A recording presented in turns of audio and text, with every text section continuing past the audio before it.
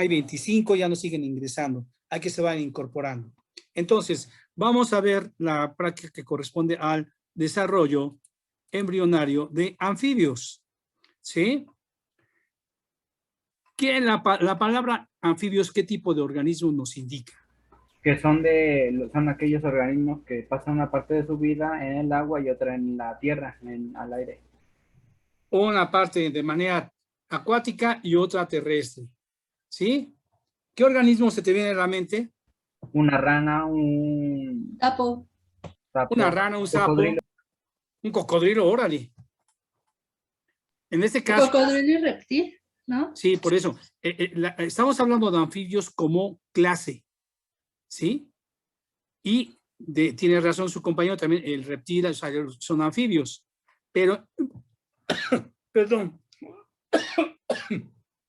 aquí en este caso estamos viendo a los anfibios como clase taxonómica, ¿de acuerdo? ¿Qué más decimos de los anfibios? Son ectotérmicos. ¿Son qué? Ectotérmicos. Ectotérmico. ¿Qué quiere decir eso? Si no me equivoco, es que no liberan no era algo relacionado con la temperatura de su cuerpo, ¿no? Si me puedes hablar un poquito más fuerte. Eh, sí, perdón. Ectotérmico hace alusión a que son animales que mantienen una temperatura, por así decirlo, son capaces de generar energía calorífica de su cuerpo por ellos mismos. Ah, sí, o sea que son como nosotros. O sea que Más tú o puedes agarrar un sapo, una rana y está calientita. depende. Depende del agua, ¿no? Pero en sí el cuerpo de ellos pueden regular su temperatura. A ver, compañeros,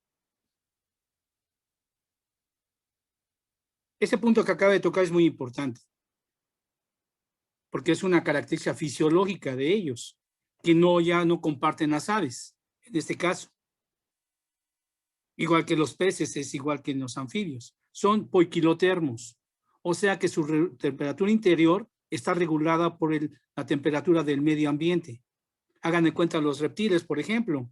En este caso, también las lagartijas están echadas al sol, al igual que otros reptiles, para que su cuerpo vaya tomando la temperatura adecuada y les dé la energía para empezar a llevar a cabo sus actividades. Lo mismo sucede con los anfibios, o sea que son poiquilotermos. Si a eso se le llama ectotérmicos. ¿De acuerdo?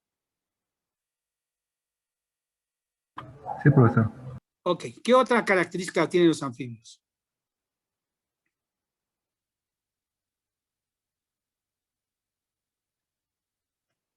¿Escuchó?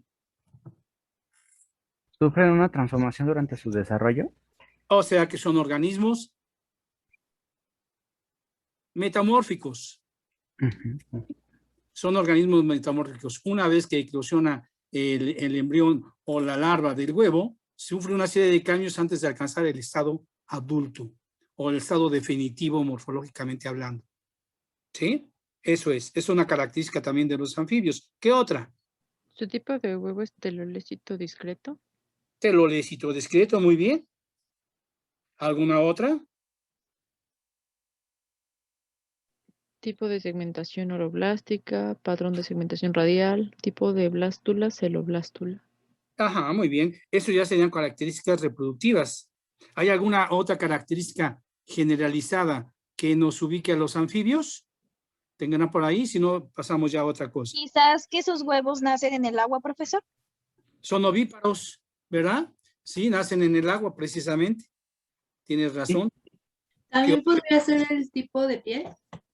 ¿Qué tipo de piel tiene? Dime.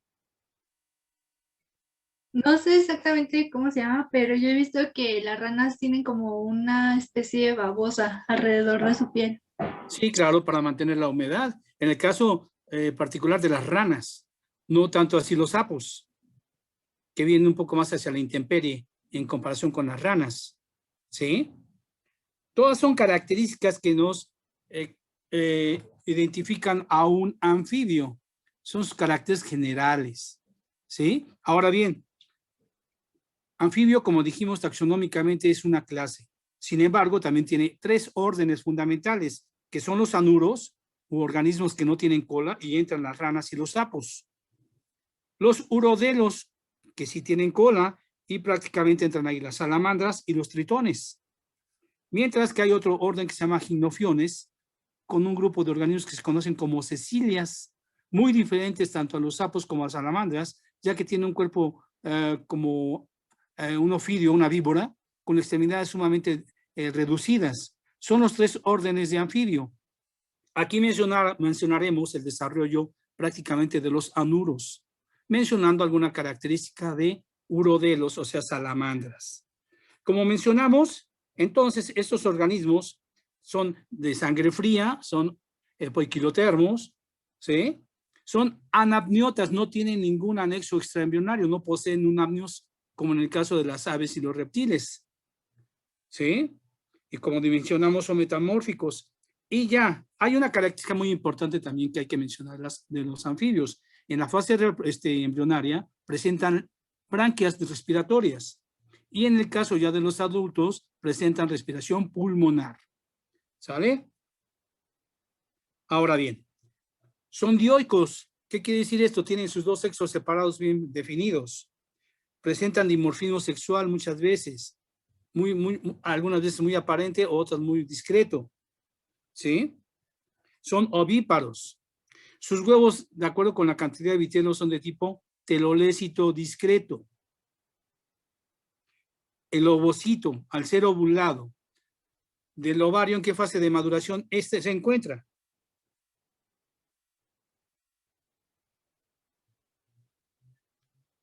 ¿Metafase 2? Metafase 2. Metafase 2, exactamente. ¿Sí? ¿Y qué cubiertas ovulares lleva? Cubierta vitelina y gelatinas, O sea, ¿de qué tipo? primaria y terciaria. Exacto, muy bien. Es de fecundación externa. Los anuros, sin embargo, los urodelos, las salamandras, es de fecundación interna. Sin embargo, como vamos a ver, no tienen órgano copulador. Vamos a ver ahorita cómo penetran hacia la hembra para que sea fecundación interna. El huevo es de tipo telolécito discreto, ¿qué tipo de segmentación tendrá? ¿Total u holoblástica? Perfecto. ¿Y nos da como resultado?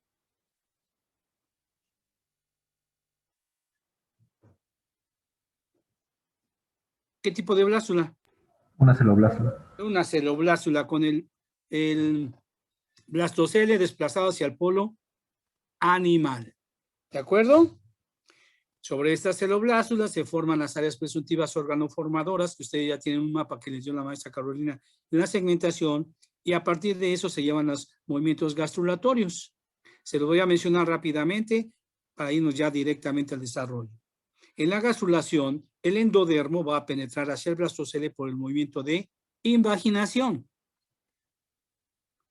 En este caso encontramos una precordal y una notocorda. Ambas van a penetrar y se van a alojar debajo del área neural, que está arriba, por el movimiento de involución. O sea, el movimiento de involución hace que penetren hacia el blastocele.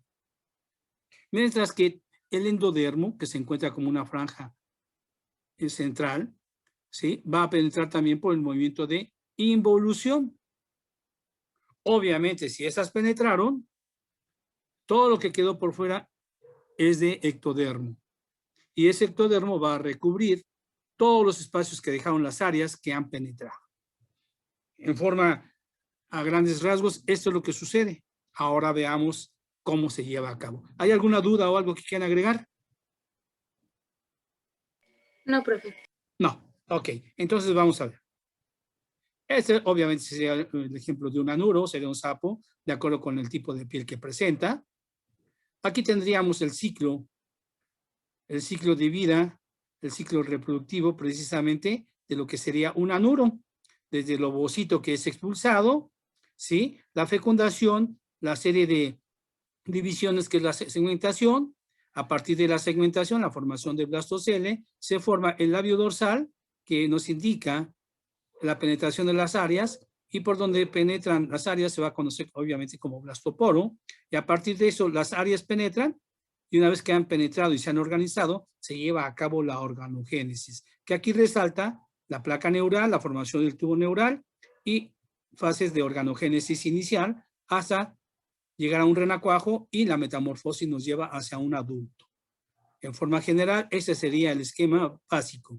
Ahora, como lo vimos en el laboratorio de las primeras prácticas que vimos, ¿esto qué sería? ¿Qué sería lo que estamos observando? ¿Un ovario de... ¿Un ovario? El aparato reproductor Izquierdo, el femenino y derecho. masculino. Ese sería el aparato reproductor de una hembra, el del macho.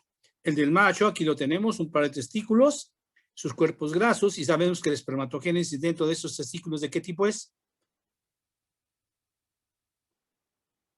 ¿Cómo se lleva a cabo la espermatogénesis aquí?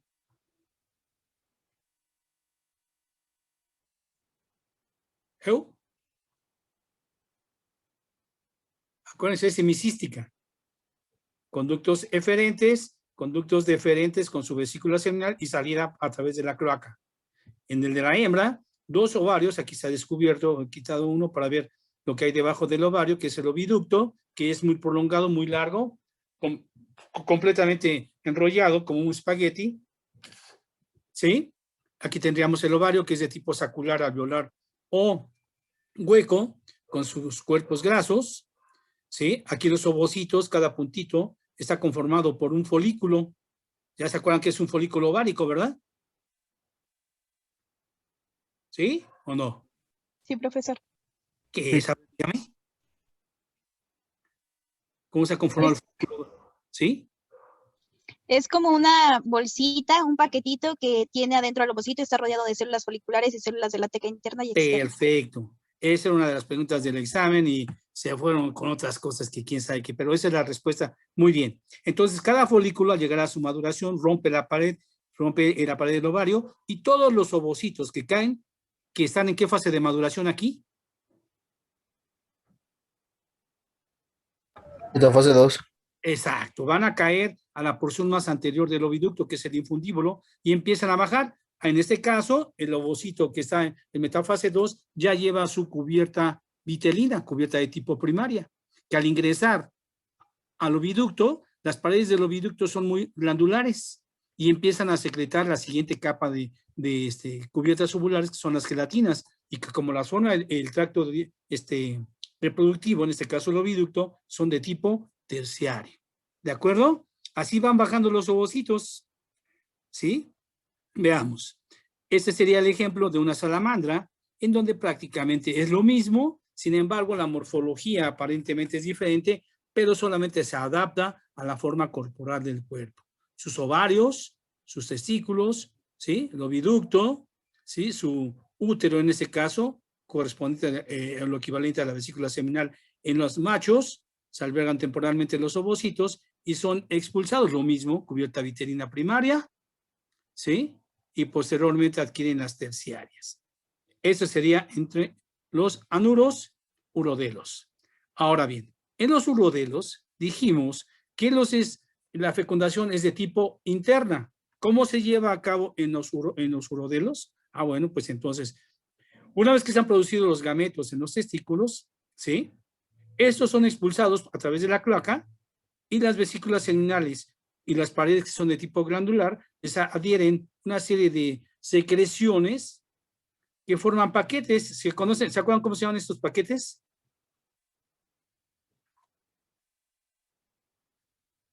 ¿Espermatóforos? ¿Cómo? ¿Espermatóforos? Ah, ya creo que aquí dice. Exacto. Es que ahí dice. Se llaman espermatóforos. Y si se dan cuenta, cada paquete de espermatóforo es diferente en sí, de tal manera que incluso son características taxonómicas de identificación. Cada tipo de urodelo tiene una forma particular de expulsar su espermatóforo. Una vez que estos ya están afuera, ahorita vamos a ver qué sucede cuando penetran hacia el interior. Aquí en este caso estamos mostrando un corte histológico de ovario de anuro, que es lo mismo para la salamandra, en donde vemos, estos serían los folículos, el ovocito, su vesícula germinal, perdón, células de foliculares y fibras tecales. Cada uno es un folículo en diferente fase de maduración. Acuérdense que en los anuros tardan 3 años en madurar los folículos hasta alcanzar su maduración adecuada antes de ser expulsados. Obviamente aquí tenemos uno muy grande, aquí uno muy pequeño, este también, ¿sí? La vesícula general aquí ya está más grande que incluso que esta, ¿sí? Así es como lo vemos en un corte histológico. Estamos hablando de organismos sexualmente maduros. Algunas características que están mostrando precisamente los ovocitos en la fase de crecimiento. Obviamente sabemos que en esta fase todos están detenidos en diploteno y sufren tanto en el citoplasma como en el núcleo una serie de características que venían en el examen segundo. Características a nivel de núcleo y a nivel de citoplasma. ¿Sí? Una vez que los gametos están en condiciones de ser expulsados, viene ya la época reproductiva, se empiezan a juntar las parejas y macho y hembra, en este caso de anuros, llevan a cabo el abrazo del amor que se conoce como amplexo. Este abrazo estimula a la hembra a expulsar sus huevos y al mismo tiempo que salen los huevos, el macho eyacula sobre ellos y la fecundación se lleva a cabo en el agua. En el caso de la salamandra podemos observar cómo se lleva a cabo un ritual de apareamiento para que el macho deje en la superficie precisamente sus espermatóforos y la hembra posteriormente con la cloaca los levante. Los levante con la cloaca y vean, hay unas cámaras en las paredes cloacales que se conocen como espermatecas en las salamandras. Y aquí se almacenan precisamente los espermatóforos que van siendo diluidos para estar en condiciones y estén dispuestos los espermatozoides cuando el huevo pasa hacia el exterior. Y de esa manera se fecunda el huevo y queda por dentro. Se lleva a cabo la fecundación interna. Ajá. En este caso estamos observando cómo los ovocitos que fueron expulsados del huevo caen hacia la cavidad, ¿sí?, corporal y después de que ingresan al oviducto, ¿sí? Aquí llevan su cubierta vitelina y se van recubriendo de sus gelatinas.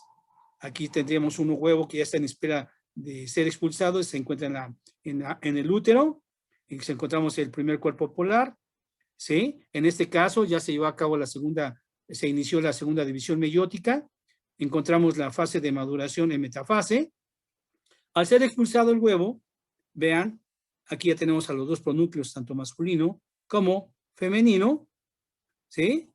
Ya fue expulsado, está en el agua, ya se hidrataron las gelatinas, estas 3 capas. Tenemos aquí la membrana vitelina o cubierta vitelina, que posteriormente va a ser la membrana de fecundación, habiéndose penetrado el espermatozoide, y en esta cámara, que es la membrana de fecundación y las gelatinas, se va a llevar a cabo la fase de embriogénesis. ¿Hay alguna duda hasta lo que hemos dicho? No, profesor. ¿Seguros? Ok, vamos a continuar entonces. Una vez que se lleva a cabo la fecundación, ¿sí? Se inicia por favor, nos quedan 10 minutos. Cuando nos falten 2 o 3 minutos le cambiamos para nuevamente incorporarnos, ¿sí? Sí, profesor. Y ni cuenta me doy luego de que se corta. Por favor, ahí me avisan, muchachos. Entonces, tenemos este huevo, ¿sí? O este cigoto ya conformado, y viene la siguiente fase, que es la segmentación. Que como dijimos, la segmentación es de qué tipo, de acuerdo con la cantidad de vitelo. Holoblástica. Holoblástica. Y el primer plano de segmentación va de... ¿Qué polo es este? Meridional. ¿Qué polo es este? Animal. Exacto, y el vegetal. En el animal, la concentración en vitelo es menor que en el polo vegetal. ¿Sí? Se inicia el primer plano de segmentación, que es de tipo meridional, y vean cómo inicia el plano de segmentación, va cortando, de tal manera que antes de que termine el primer plano de segmentación, se inicia el segundo. Es más lento conforme baja hacia el polo vegetal, ¿verdad? Por la cantidad de vitelo se vuelve más denso y eso impide que la velocidad de segmentación sea igual que en el polo animal. Por eso aquí todavía no se termina cuando ya se inició la segunda. Pero a final de cuentas, una vez que se inicia la segunda, En la primera, obviamente, tenemos 2. En la tercera, en la segunda, perdón. ¿Cuántos tendremos? 4. 4. El siguiente plano de segmentación, ¿cómo es? Ecuatorial. Es ecuatorial. Supraecuatorial porque está ligeramente por arriba del ecuador. ¿Sí? Y con eso, ¿cuántos blastómeros nos da? 8. 8. 4 arriba y 4 abajo. A continuación, ¿cómo serán los planos de segmentación?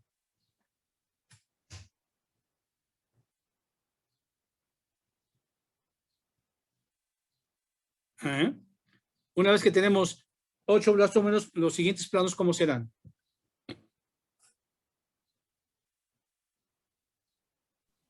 Ecuatoriales. ¿Serán puros ecuatoriales? Meridionales. Meridionales en pares. ¿Sí? Sí, porque uno no puede ser.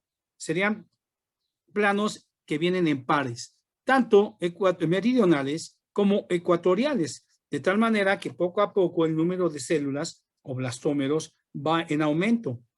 No así el volumen total del embrión. Este volumen es el mismo que tenemos acá. Lo único que hace es que conforme van avanzando las divisiones, los blastómeros se vuelven más pequeños, más y más, como lo vemos aquí. Llega un punto en que el número de divisiones llega a su máximo, ¿sí? Y se vuelven indiferenciables ya los blastómeros, como lo vamos a ver en un ratito. Obviamente, internamente se ha formado también una cavidad que es el blastocele, en posición hacia el polo animal. Con esto estamos obteniendo una celoblástula. Y sobre la superficie, experimentalmente, se han demostrado las áreas presuntivas organoformadoras, de las cuales ustedes tienen un mapa y ya se las saben perfectamente. Si nosotros vemos algunas fotografías electrónicas, vemos cómo se lleva a cabo aquí el primer plano, el segundo y el tercero, dándonos 8 y 8. ¿Alguna pregunta hasta aquí? ¿Todos de acuerdo? Sí. Esto es la segmentación, ¿no? Esta es la segmentación. Ok, gracias. Oye, ¿quién está hablando? El que hizo la pregunta fue yo. ¿Quién fue? ¿Cómo te llamas? ¿Eduardo? Eduardo. Oye, Eduardo, una pregunta yo te voy a hacer.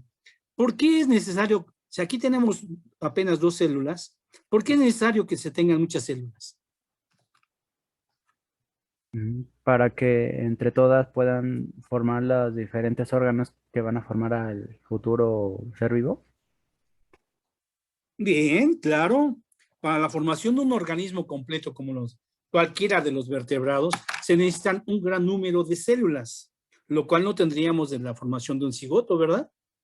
Entonces se hace necesaria el aumento de células, o sea, blastómeros, para que tengamos de dónde echar mano todos los tipos celulares que necesitamos para la formación de los órganos que conforman un individuo. Muy bien. Entonces, si no hay otra pregunta aquí, ahora vamos a pasar a lo que sería la gastrulación. Estos son cortes histológicos de las fases que acabamos de ver aquí. ¿Sí? Por ejemplo, esta sería esta. Ajá, esta sería esta. Ajá. Pero en cortes histológicos, donde vemos aquí el tamaño de los blastómeros en el polo vegetal, en comparación con el polo animal, son más pequeños. La formación del blastocele. Vean aquí abajo, se ve la celoblástula. Déjenme quitar esto. Se ve la celoblástula con la formación del blastocele. ¿Sí? Muy bien. Ok. Vamos a entrar ahora a la gastrulación. Aquí tenemos un corte sagital de una celoblástula. Entonces, sobre su superficie estarían las áreas presuntivas. Toda el área del polo animal de la celoblástula correspondería a ectodermo junto con ectodermo neural. Tenemos una franja o un punto donde se encuentra la notocorda y la precordal, ¿se acuerdan? De negro y de gris. Una banda, ¿sí? Media, que sería el mesodermo, que aquí por ser un corte solamente se muestra un lado. Y la parte ventral compuesta fundamentalmente de endodermo. Dijimos que para que se lleve a cabo la gastrulación, ¿cuál es el primer indicio que nos la indica?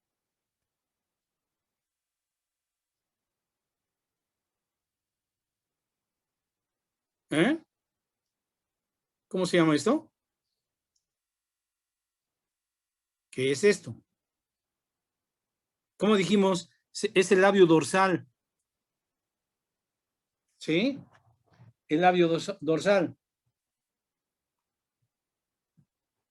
Y ese labio dorsal se forma como una pequeña muesca que se lleva a cabo entre el endodermo y la precordal. ¿Sí? Esa pequeña muesca, que es el labio dorsal, nos forma lo que es el blastoporo. Y es el inicio de la penetración de las áreas hacia el interior. ¿Quién la inicia? La inicia el endodermo por la invaginación. Seguida por... ¿Quién está aquí? ¿Verdad? Precordal, ¿y esa? No te acordar. ¿Y qué movimiento realizan para penetrar? Vean, aquí gira. Involución. Involución, perfecto, muy bien. Conforme ingresa más endodermo, se invagina más. Esto quiere decir que este labio que estaba aquí, en esta posición, empieza a crecer conforme ingresa más endodermo, como lo vemos aquí. Este labio dorsal ahora es un labio que se ha extendido y es un labio con un labio lateral, ¿sí? A ambos lados, un lado ventral, un lado dorsal, perdón, y también va a haber uno ventral cuando el endodermo penetre y se forma esta estructura que es el tapón vitelino. Este tapón vitelino, entre más grande sea, nos indica que la gastrulación es temprana, mientras un tapón vitelino sea más pequeño, quiere decir que la gastrulación es más tardía, ya que está penetrando prácticamente todo el endodermo y con eso la precordal notocorda por involución y a la vez, ¿sí? De manera lateral va a penetrar el mesodermo por el movimiento también de involución, como lo vamos a ver ahorita. ¿Sí? Vean aquí. Profe, Dígame. Sí, dígame. ya nos queda menos de un minuto. Ah, perfecto. Entonces, nos vemos ahorita. Por favor. Sí, profe. Azul. Azul con verde, que es la neural. Más adentro, el blastocele obviamente ya desapareció. Vean, aquí está el arquénteron, o el gastrocele, o el tubo digestivo primitivo, ¿sí? Hasta que queda solamente un resquicio que posteriormente va a ser ocupado y se forma la nueva cavidad. Si nosotros hacemos un corte sagital aquí de este embrión, este sería esto, con todas las áreas por dentro. Aquí no se ve la posición del mesodermo porque se está dejando ver la posición que tomó ya el endodermo interiormente. Y aquí se dan cuenta, tanto la precordal como la notocorda quedan exactamente por debajo de lo que es el área neural. ¿De acuerdo? ¿Por qué es importante esta posición?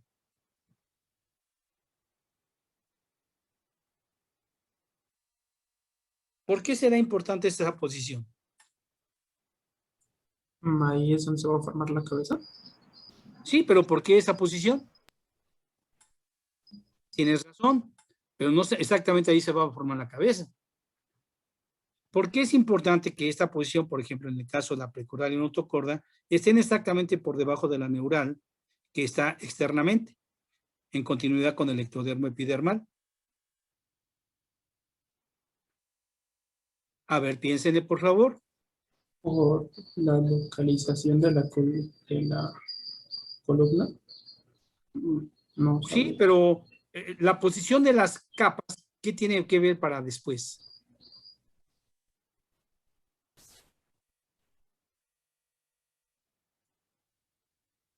¿Cómo se forman los órganos?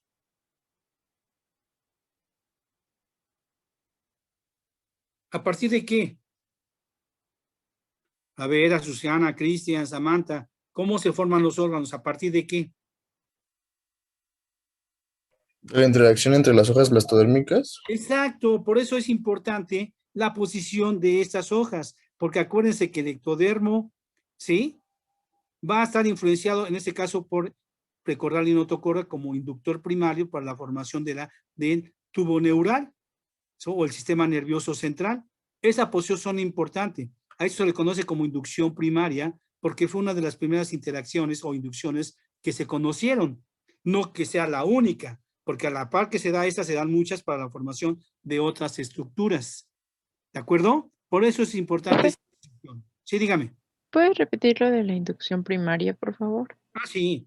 La posición de la precordal notocorda exactamente por debajo del área neural es muy importante porque se lleva a cabo lo que se conoce como inducción primaria. ¿Sí? Porque esta inducción nos va a permitir que sea inducido el ectodermo neural y transformado en las estructuras que siguen, como lo vamos a mencionar en un ratito. ¿Sí? A final de cuentas nos va a formar el tubo neural. ¿Sí?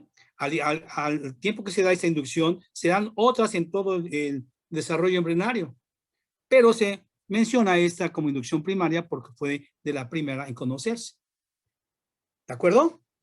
Sí, muchas gracias. No tiene por qué. Aquí tenemos algunas fotografías de cómo se inicia la gastrulación, el labio dorsal, ¿sí? Conforme va invaginando más endodermo, vean cómo se forma el tapón vitelino. Ese tapón vitelino sigue ingresando hasta que por fin ingresa completamente y la posición de las áreas ya en el interior nos da origen precisamente a esa estructura, que son los pliegues del surco neural, o sea, la formación ya del tubo neural definitivo. ¿Sí? Aquí tendríamos el surco, vamos a ver cómo esos dos pliegues se unen y nos forman lo que va a ser el tubo neural interiormente, ya que al invaginarse se van a ser recubiertos por el ectodermo neural, de tal manera, ectodermo epidermal, perdón, de tal manera que el tubo neural queda encerrado en la parte dorsal del embrión, como lo veríamos aquí. ¿Sí? Eso sería. Aquí tendríamos algunas fases del desarrollo. La puesta de los huevos, aquí están el polo animal pigmentado, polo vegetal es claro, están unidos todos por las gelatinas, el amplexo, antes de ser desovados, fases de la segmentación, como lo vemos. Ahora bien, cuando está llevando a cabo la gastrulación, mencionamos que el mesodermo no se observa en las imágenes que anteriormente pasamos. ¿Por qué? Porque al involucionar y penetrar se va a ocupar un lugar muy especial. Si seguimos las capas del ectodermo, hacia adentro tendríamos el mesodermo y hasta el fondo tendríamos al endodermo. O sea, que si nosotros hiciéramos un corte a este nivel, lo que observaríamos sería esta posición. Vean, ectodermo neural, ectodermo epidermal, hasta el fondo tendríamos endodermo. Aquí vendría la penetración del endodermo ubicándose entre el mesodermo, entre el endodermo, mesodermo y ectodermo, o sea que ocuparía una región media. En una fase más posterior vemos cómo está ubicado ya el mesodermo, que se ubica hacia los lados de la precordal y la notocorda, como lo vemos aquí. Esta será la notocorda. Aquí tendríamos al mesodermo ya ingresado. Vean, mesodermo, notocorda, endodermo y por fuera al ectodermo. ¿Sí? Aquí tendríamos un corte sagital ya del embrión una vez que han penetrado las áreas, en donde veríamos externamente y del lado dorsal al ectodermo neural, ectodermo epidermal. Exactamente por debajo de él tenemos al inductor primario, que es la notocorda, el cordomesodermo, entonces es todo esto. ¿Sí? Tendríamos la luz del tubo digestivo del arquénteron, la pared del tubo digestivo, que son los blastómeros con la cantidad de vitelo, y en medio de todo esto tendríamos al mesodermo. ¿Sí? Ectodermo, mesodermo, endodermo, como lo veríamos aquí. Aquí ya tenemos un embrión o una gástrula trilaminar, 3 hojas, ecto, meso y endo, obviamente con su cordomesodermo. A partir de esto ya estamos observando cómo el efecto inductor del cordomesodermo está actuando sobre el área neural, o sea, sobre esta área. ¿Sí? ¿Hay alguna pregunta aquí? ¿Ninguna? Azucena, María Belén, Cristian. ¿No? No, profe. Bueno, ok. Entonces ya tenemos esta posición. Vamos a ver algunas fases de organogénesis inicial. Y vamos a ver el inductor primario. El cordomesodermo actúa. ¿Sí? Aquí tendríamos el área neural, ectodermo epidermal, mesodermo, notocorda y endodermo. En primer lugar, este cordomesodermo actúa sobre el área neural. Las células de esta área neural son cúbicas. El efecto inductor hace que las células de esta área de ser cúbicas se transformen a cilíndricas. ¿Sí? Al ser ese cambio se forma lo que se conoce como placa neural. Esa sería la placa neural engrosada por el cambio de forma de células de cúbicas a cilíndricas. ¿Sí? ¿Qué pasa después? Si seguimos con el tubo neural, vemos cómo en la parte central de esta placa neural se invagina y sus orillas se empiezan a elevar. Estas orillas que tenemos aquí se conocen como pliegues neurales y el surco neural en la invaginación. Se continúa esta invaginación y siguen elevándose los pliegues neurales, de tal manera que poco a poco la invaginación que se produce hace que los pliegues se eleven más, hasta que llega un punto en que ambos pliegues se encuentran uno al otro y se fusionan. Al fusionarse, ¿sí? Se cierran estos dos pliegues y nos forma lo que es el tubo neural y se fusiona el ectodermo epidermal, de tal manera que si nosotros lo viésemos por fuera, eso sería la placa neural, su invaginación en el centro, la elevación de los pliegues neurales, se van juntando poco a poco, vean cómo se cierran, hasta el final se cierra y todo queda de color azul por la parte exterior, ¿sí? Habiendo quedado ya en el interior lo que es el tubo neural, como está aquí, ¿sí? Una cosa muy importante que sucede ya en estos vertebrados es de que al fusionarse los pliegues neurales y el ectodermo epidermal, ¿sí? Se forma un grupo de células que se conoce como cresta neural, que es esta, ¿sí? Esta cresta neural, ¿sí? Son muy importantes porque no, entre estructuras que nos forman son los melanocitos, o sea, la pigmentación en la epidermis. Se forman a partir de los esbozos ganglionarios, como aquí lo dice, pero que también se conocen como cresta neural. ¿Sí? Entonces, volviendo, este tubo se cierra y obviamente que si este tubo se forma a todo lo largo, ese tubo va a correr a lo largo de la parte dorsal del embrión.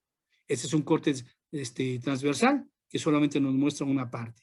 Si nosotros lo vemos de otra forma, este sería el tubo neural que se ha conformado en la parte dorsal una vez que se ha cerrado, como lo vemos aquí. ¿Sí? El tubo neural es un tubo alargado en su parte inicial y posteriormente en lo que va a ser la región de la cabeza van a salir una serie de vesículas encefálicas, tanto primarias como secundarias, que no vamos a mencionar ahorita, pero es importante decir que son estas vesículas encefálicas las que nos van a definir lo que es la región de la cabeza y la médula espinal, el resto que corre en la parte dorsal. ¿De acuerdo? ¿Hay alguna pregunta con respecto a la formación del sistema nervioso? ¿Eh?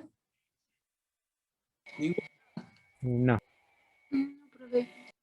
¿De acuerdo? Ok, ese es el tubo neural. ¿Sí? Ahora bien, ese será el tubo neural que corre a todo lo largo.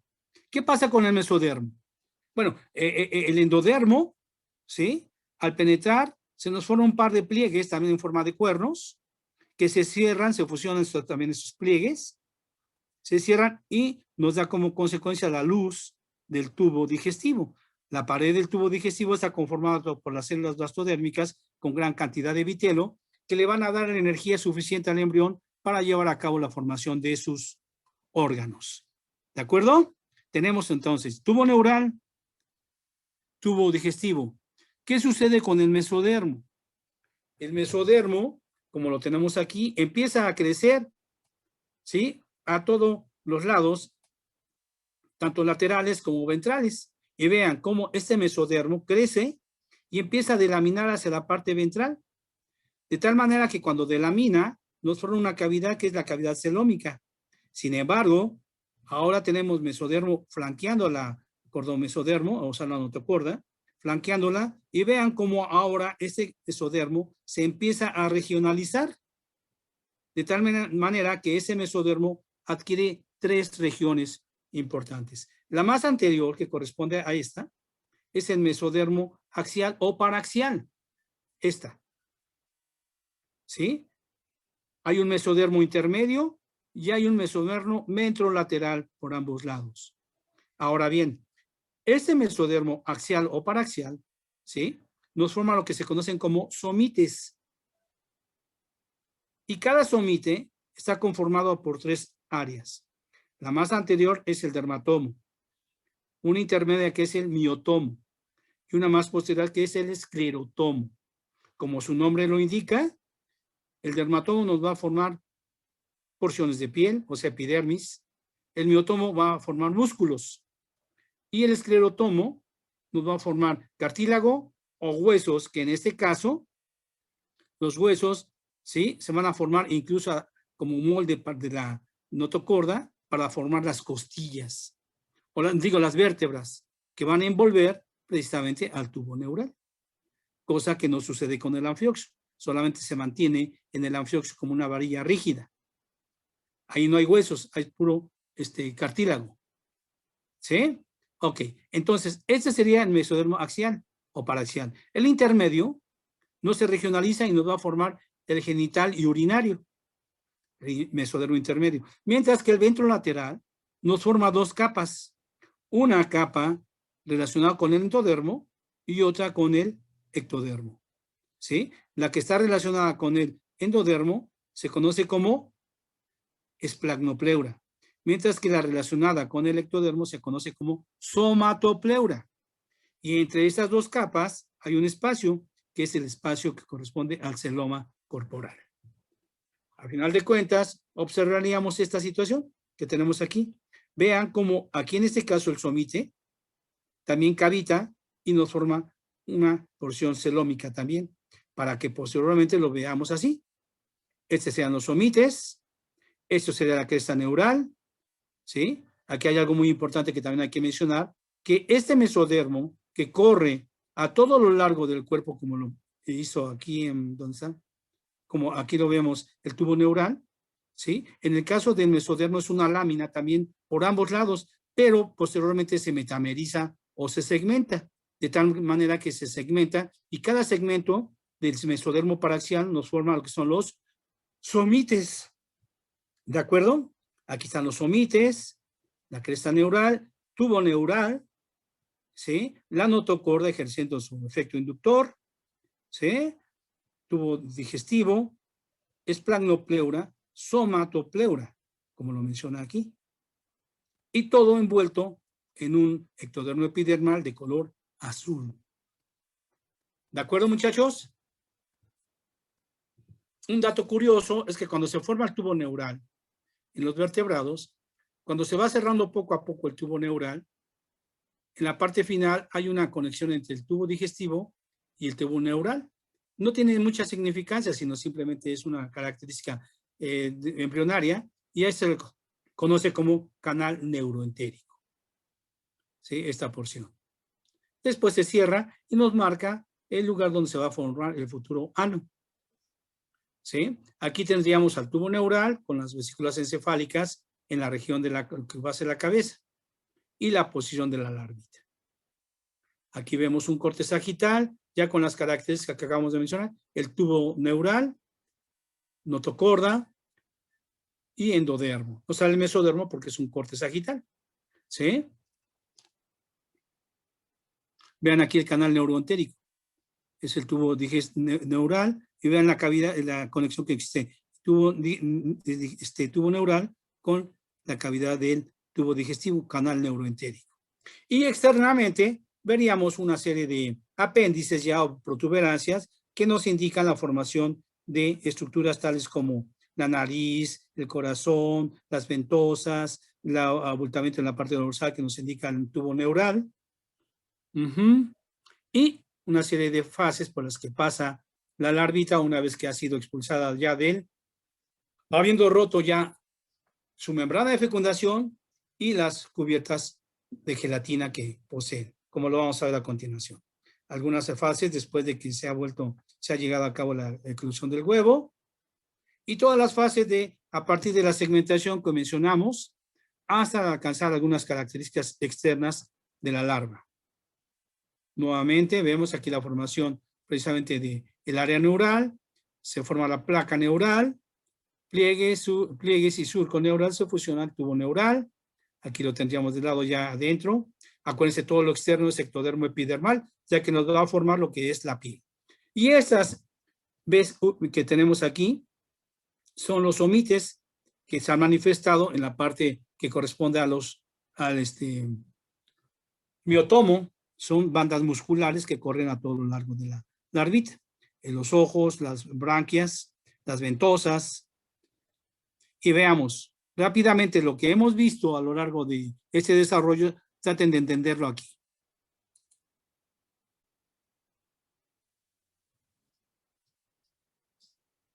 Aquí tendríamos precisamente el huevo. Fase inicial de segmentación, 2, 4, 8. Se continúa la segmentación y vean cómo el tamaño de los blastómeros poco a poco va siendo disminuido, de tal manera que el número de blastómeros aumenta, pero no el volumen total, sino que el número de blastómeros en base a la división de cada uno de ellos en forma constante. Vean el tamaño que alcanzan, de tal manera que posteriormente no se discrimina uno de otro, ¿sí? Viene la gastrulación, vean cómo ya ha penetrado el endodermo, se forma el tubo, el labio dorsal grandote, luego el pequeño, y externamente ya empieza la inducción, se nos forma lo que es la placa neural, ¿sí? Y una vez que se forma la placa neural, se empiezan a elevar los pliegues y se forma el surco neural.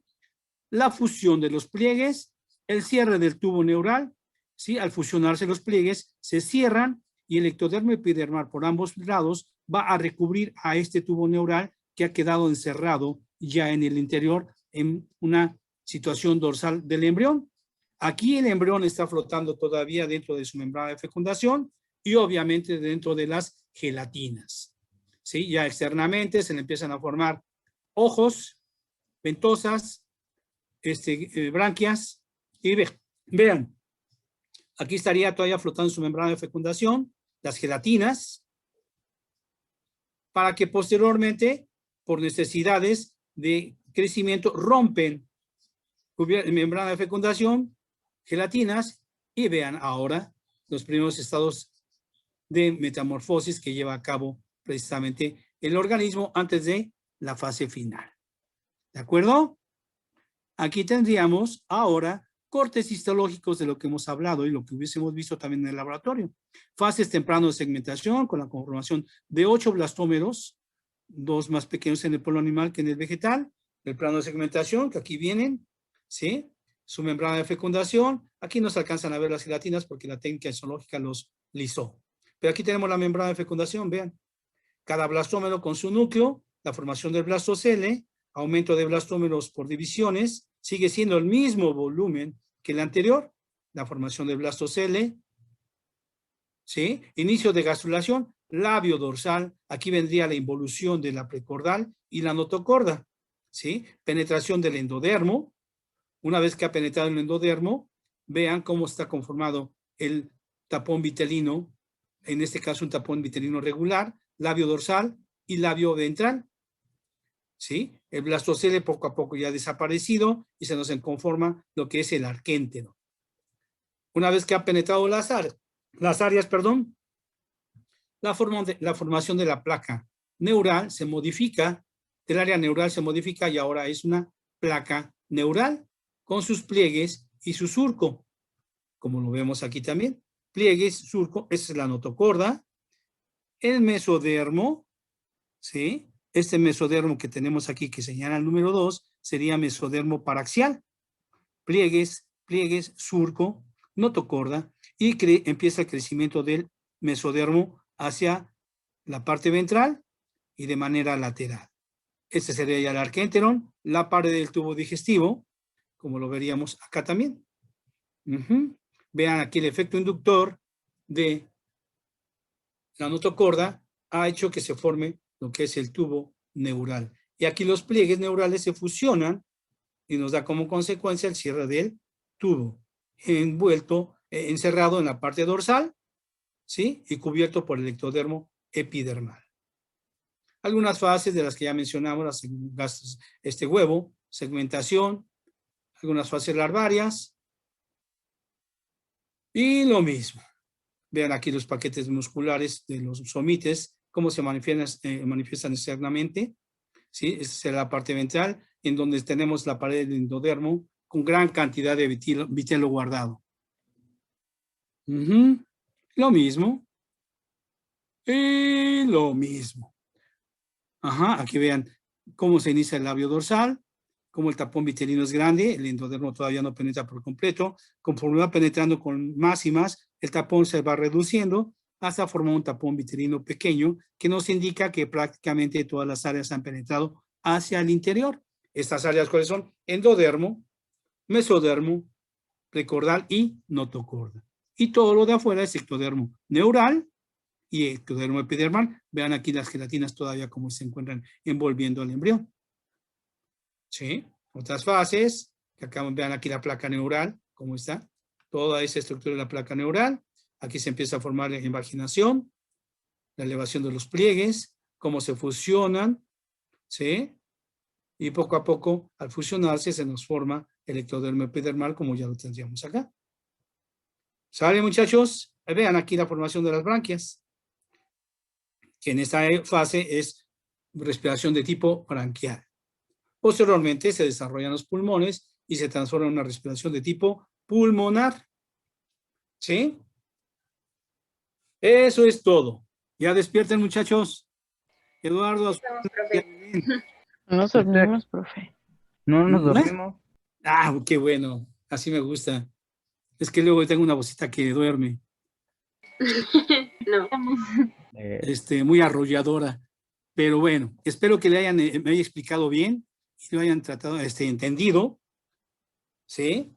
Que muchas de estas cosas se van a repetir porque dentro de los vertebrados la formación del tubo neural es muy semejante en algunos de ellos, como en las aves, en los reptiles, ¿sí? En los mamíferos. Ajá. Y aparte, cuando terminemos la embriogénesis de los organismos, vamos a ver la formación del tubo neural con un poco más de detalle, mencionando las vesículas encefálicas primarias, las secundarias y cómo adopta la forma definitiva el tubo neural de acuerdo con la cavidad craneana. Por mi parte sería todo. Si hay alguna duda, por favor, díganmela.